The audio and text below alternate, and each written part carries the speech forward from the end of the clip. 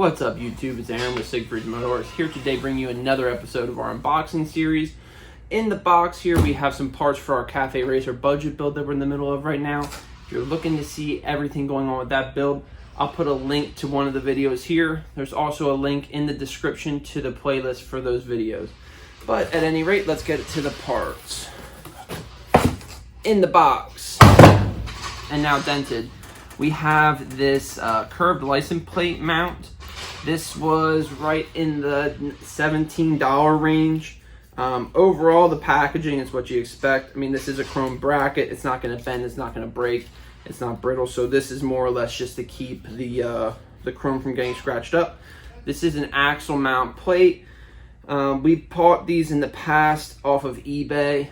On eBay, they typically run to be about $12 to $15, but it's made out of really chintzy plastic.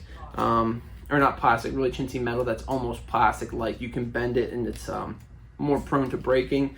This mount here, we're really happy with it. It's a nice sturdy mount, and again, you can see the company made sure ahead that you're not gonna have any scratching, and they also were so nice to include washers and your hardware to mount your plate.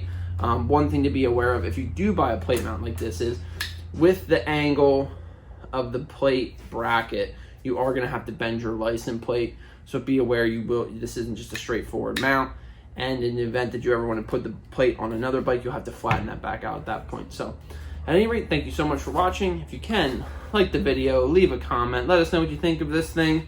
The brand is Part-Keiti edition, but let us know what you think of this, and we will catch you guys on the next video.